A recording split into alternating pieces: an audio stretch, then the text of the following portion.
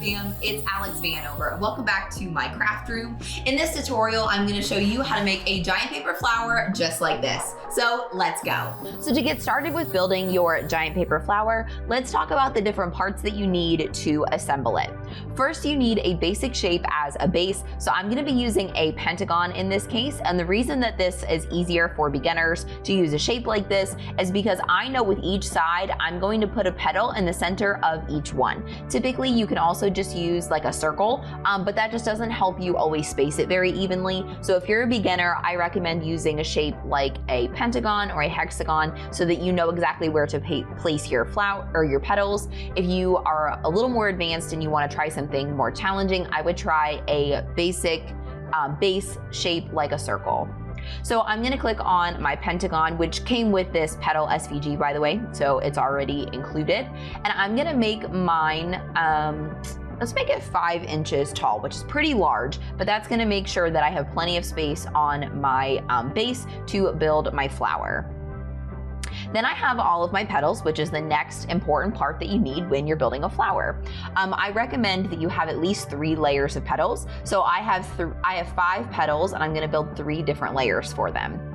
So the way that I'm gonna do that is I'm gonna hold down Shift on my keyboard and click each one.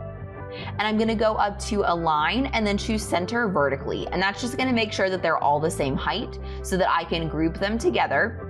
And then I can adjust the different heights of my petals. So for now, I'm gonna make the first set 5 inches high. And then I'm going to duplicate that group for the next layer of petals. And I'm gonna make them 4 inches high. And then duplicate one more time for the smallest layer. And I'm gonna make these 3 inches high. You can experiment with a lot of different sizes and kind of variations. I like to have about an inch difference between each of my petal layers, just so that it's very clear that they're getting smaller. But like I said, you can experiment with all different kinds of things depending on the look that you want. And keep in mind that the petal shape of your petals is going to make a huge difference with how your flower looks. So I'm gonna be using almost like this heart top shape, but there are so many options out there, and even doing the same process with different shaped petals is going to look so different. So lots of fun experimental things to do when making giant paper flowers. And lastly, we need a center for our flower. And this SVG does come with a center in it already, but I wanted to show you guys some different options that you can do with a center. So I actually have a second SVG that I'm gonna bring in, and I'm just gonna bring in 3 different parts, but I will link the entire SVG bundle below in case you guys want to see it. It has a ton of different centers and leaves and bases to mix and match with all of your SVGs. So once they come in, I'm just gonna make a couple of adjustments to them, and then I'll show you what they all look like when we put them in the flower. So first, this kind of center needs to be layered with several layers. So I'm gonna make this one a little bit smaller. I'm gonna make it about, we'll make it about 4 inches wide, but then I'm going to duplicate it several times so that I can put them on top of each other. And that will make more sense, like I said, when I assemble the flower and show you what I mean. So that gives me a total of 4 of these shapes. Then for these 2 that you roll, I'm just gonna make sure that it fits on my 8.5 by 11 paper. So for the height, I'm just gonna make it 10.5 inches high and 10.5 inches high over here. Of course, if you have larger paper, feel free to change that up and make them a little bit larger. But I like to use 65-pound cardstock from Michaels. The Recollections cardstock is my favorite to use because there's no texture and it just seems to hold the shape really, really well. But it's typically sold in 8.5 by 11 packs. So I make almost all my flowers with 8.5 by 11 paper, but you can get a little bit more out of a 12 by 12 sheet, of course. And don't forget that when you use the Recollections cardstock, you can always use a coupon with it or get it when it's really on sale because you can get some really, really great prices. So once you have your base, all your petals, and your center on your flower, oh, and I forgot, I'm not gonna be adding leaves into my flower this time because I'm just gonna be making one since this is a tutorial, but there are lots of leaf options, leaves that come with the original SVG and even some leaves that come with the second SVG with the centers. So be sure to cut some leaves if you're making a big arrangement of giant paper flowers. That makes them look way more authentic and just really, really puts a finishing touch on them. So once you have all the parts you need, you can click the green Make It button. And that will take you to the prep screen. And on the prep screen, you just need to change the material size if you're not using 12 by 12 sheets of paper. So I need to change mine to 8.5 by 11. And notice that when you change it on one color, it changes it for all of the same color. So all of the black paper that's going to be our centers all change to 8.5 by 11. And then I need to click on my purple paper and change that to 8.5 by 11 as well.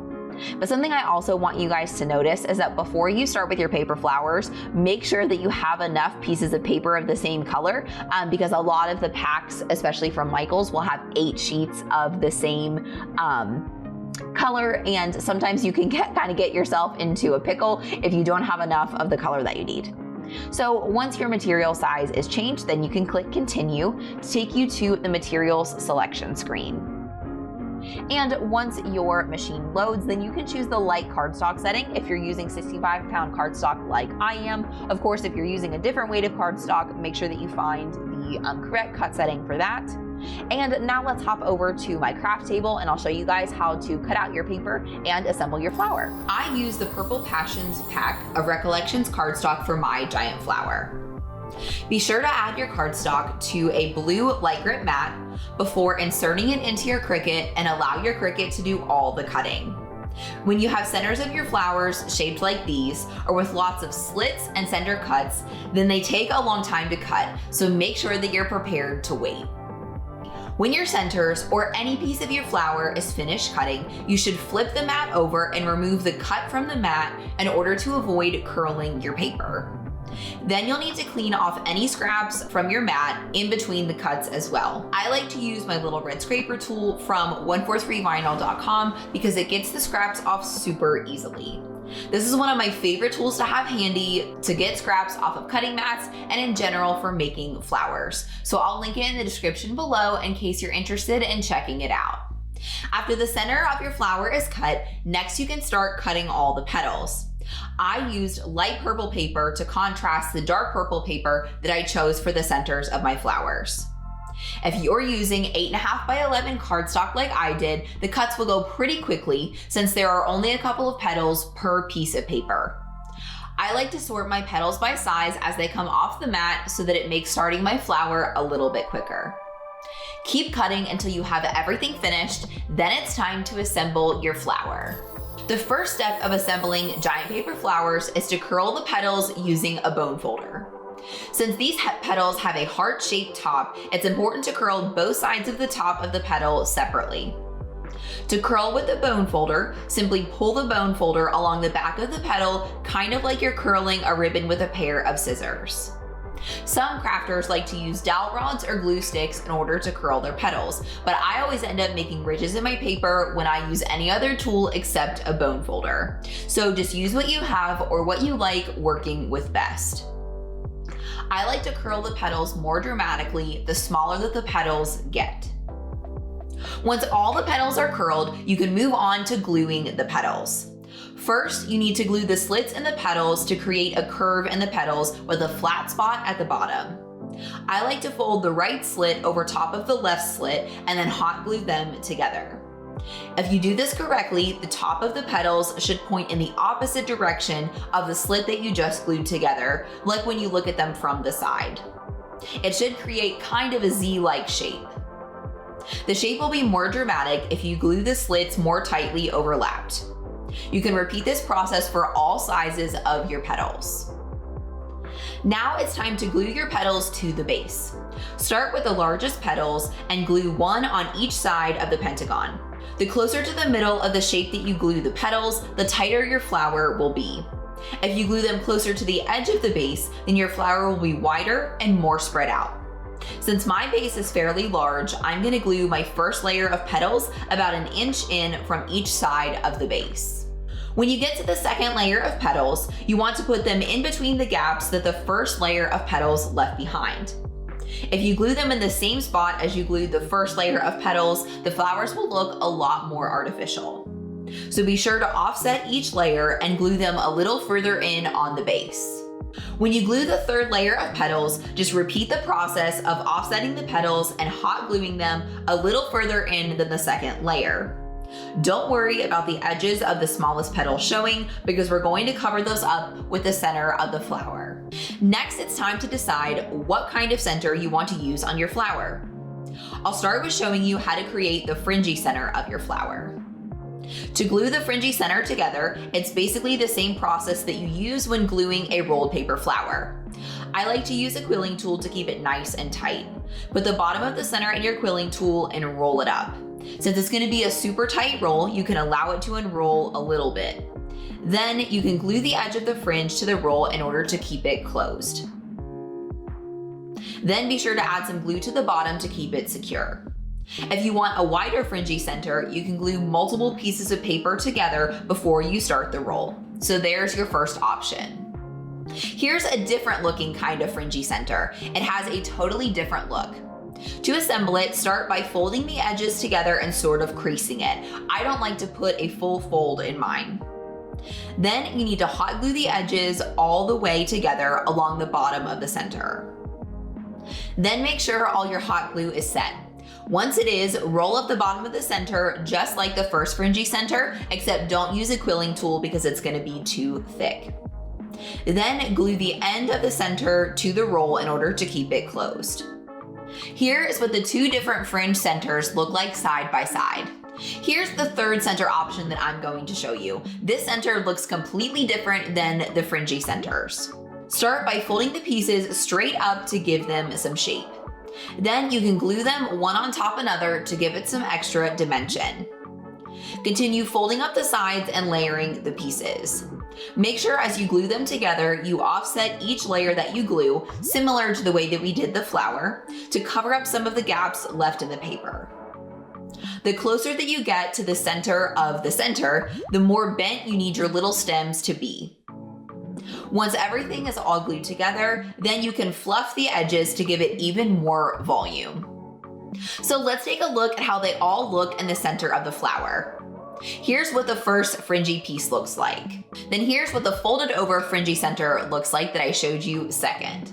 And lastly, here's what the layered centerpiece looks like. You can even combine some of the centers if you want to play around with all of the different looks. My favorite is the folded over fringy piece, so that's what I'm going to go with. But once you decide what center you want to use, you can spend a little more time fluffing it to create even more volume. Then add a generous amount of glue to the bottom of the flower and put the center in it and allow the glue to set. Once the glue is set, then you're all finished with your flower. If you want to hang your flowers on the wall, here's how I suggest you do it. Start by cutting a string a little bit longer than you need it.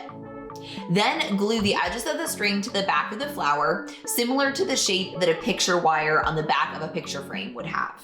Once the glue was set, I added a little bit more hot glue on top of the string just to make sure that it could support the weight of the flower.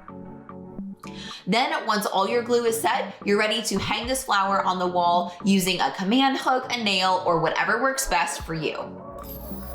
If you make a paper flower using any of my tutorials and you share it out on Instagram, make sure to use the hashtag DIYAlex. And if you want to get connected with me on social media, be sure to search for me at DIYAlexVanover and join my Facebook groups. I'll link them in the description below. If you enjoyed this video and you want to see more just like it, then be sure to subscribe to the DIY Alex YouTube channel and be sure to ring the bell so that you get notified every single time that I put out a new video every single week. But don't wait for next week's video. Be sure to check out this one next. Or if you want to make your DIY dreams come true, be sure to check out this video. I know that you're going to love it.